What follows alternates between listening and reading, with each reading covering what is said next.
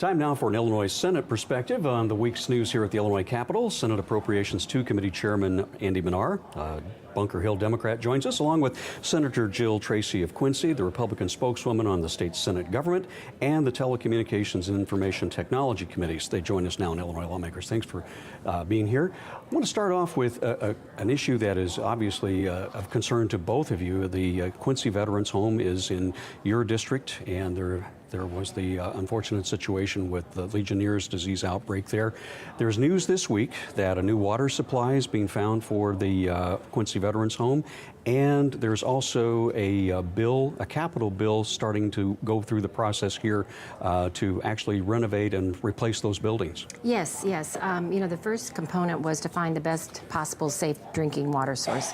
That has, been the problem from the very beginning, that perhaps the water from the Mississippi is more prone to the Legionella bacteria, which is found in all water sources, unfortunately. So probably the best idea was to do a new deep well. And the city of Quincy likewise is on that same water supply. That's where the Veterans Home's water comes from.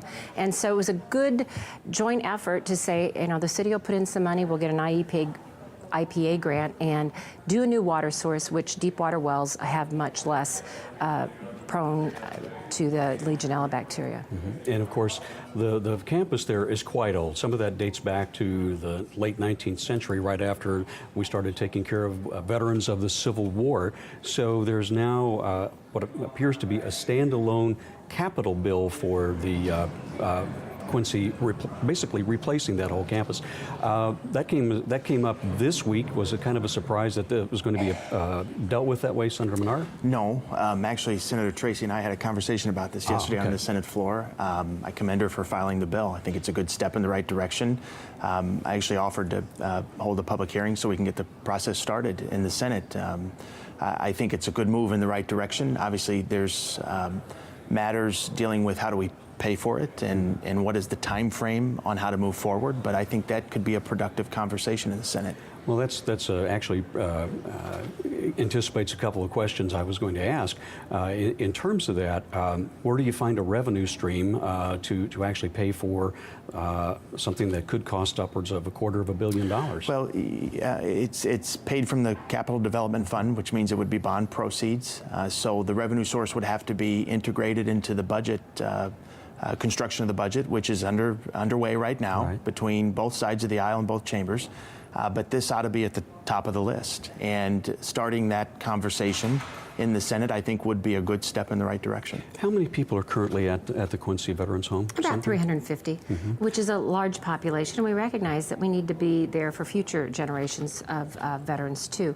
So this was a bipartisan effort in both chambers that have committed to helping us get whatever it takes. Once all eyes visited and understood the uniqueness of the sprawling Quincy Veterans Home being the flagship of our Veterans Home in Illinois, we were determined with our federal legislators and our state legislators wanted to continue that tradition there and service to veterans. Talk about the timeline. You're in the process of putting the legislation through, and it's obviously a bipartisan effort to try to get some movement on this.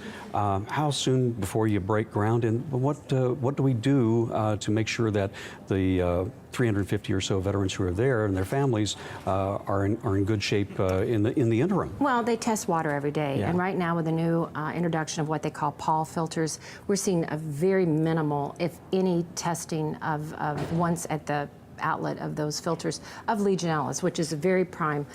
We've also taken steps to get a Sycamore nursing home that is just a few blocks away, that if there is a problem, because it's a sprawling campus and there's a lot of underground, and so we're building over existing plumbing and perhaps tearing down old buildings. So we may have to move some of those veterans, and then there's a long-term plan for the use of this Sycamore for later use. But I wanted to say also, it's very important to note that there is federal matching available. And our Senator Durkin, Duckworth, and Congressman LaHood have very much committed to helping us access up to 55% or more of federal funding for this project. So we would be able to maximize that. What about there's another nursing home that's been under construction for a while. The construction stopped up in the Chicagoland area. Is there any movement on trying to get that place back underway? Well, that should be part of the conversation too, Jack, and I think this underscores the nature and the need for capital construction across the state. Whether it's for these two particular homes or whether it's for any number of other things, there's a pretty hefty list that's pending right now, and that should be part of the conversation as well. I saw a list the other day from a group that studies this issue that said we probably ought to spend $31 billion a year just to keep pace with all the stuff, building schools, repairing bridges, roads, and things like that.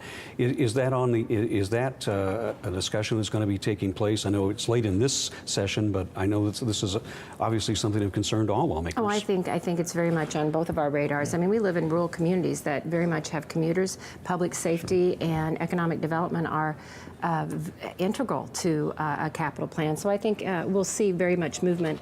As you say, it's late in this session. We've had enough to deal with, but I think very much we'll see that next session. Well, let's talk about, of course, all of this is wrapped up in the budget negotiations. There was a leaders meeting this week between the 4 legislative leaders and Governor Rauner, and the word that at least we're hearing publicly that came out of that was very constructive. Nobody was throwing anything at anybody that we can tell. So where are we towards getting a budget wrapped up by the end of the month, Senator Menard? Well, I would say the positive news is I've spent more time with my fellow budget negotiators than I have my family in the last 2 weeks. So, that's a very big change from recent years. Nothing's going to get solved. There's going to be no compromise if people don't have face-to-face conversations. So that's happening. It's going to happen today for several hours, for example. I'm hopeful that that's going to lead to some compromise proposal that could be called for a vote in the House and the Senate. It's not going to please everybody, right? These are tough choices that we have to make. The good news right now is that Democrats and Republicans are committed to those conversations that would, I think, eventually lead to a bipartisan budget. What are you hearing in your caucus on the Senate Republican side? Well, same thing, that the budgeteers and the leaders are very much meeting. It's been kind of quiet, but I place faith in our budgeteers and our leaders that they recognize that it's a short time frame, and sometimes pressure really yields good results. Well, there's an old saying around here: if you don't hear anything, that's probably a good thing, because people are actually talking behind the scenes and getting some things done. There's been a lot of discussion about, well, what revenue estimate are we going to use to nail this down? Are we getting closer to knowing what that budget number is going to be? Well, there will be a agreed upon revenue estimate. What our position is in the Senate, among the Senate Democratic caucus, is let's present both the revenue estimate and the spending plan at the same time. They should match. It should be in balance, and that's how we should move forward. And at this point, you're looking at somewhere in the neighborhood of just under $38 billion. Is that about right? Yeah, and if you dig down into it, and minutia is important, of course, in budget making, but there isn't that much disagreement between the legislative branch estimate versus the executive branch estimate versus partisan estimates between Democrats and Republicans in the House and the Senate. I think the bigger focus is the spending side, and those two things should be presented in concert with each other. And what you're essentially doing behind the scenes is going through the line items on each, of the literally dozens, if not hundreds of lines, to go in there and figure out how is this going to meet our needs for fiscal year 2019 and beyond, right? That's true. That's true. And there was a new wrinkle this week in the sense that there's a potential for a new revenue source for the state of Illinois, and that's sports betting. The U.S. Supreme Court overturned state bans on sports betting earlier this week. It's been an object of discussion here at the Capitol for the last couple of years. Probably a little too early to factor that into getting it done before the end of the session. What are some of the considerations before Illinois takes a plunge like that? Well, from a budget making perspective, what I don't want to see is an overestimation of revenue. So, for example, counting a number as a result of the Supreme Court decision, I think would be premature.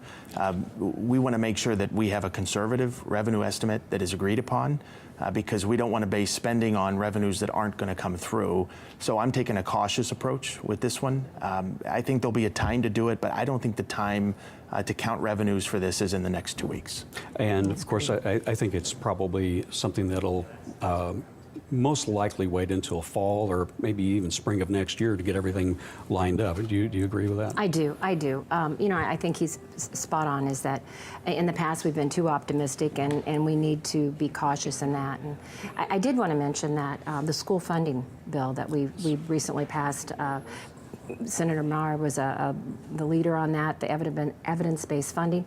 And we're hearing from our teachers that when they got that first payment, it was like they never thought it would really happen. And I see it as a real boost for rural education.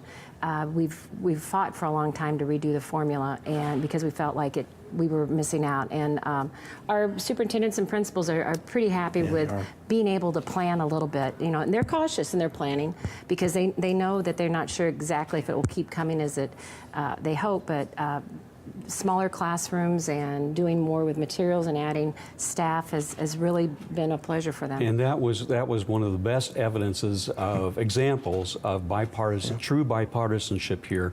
Congratulations to Senator Menard, Senator Barackman, and everyone who worked on this. Well, providing better education and serving our veterans they're not partisan issues, and so that part's easy. Thank you so much. We appreciate your time.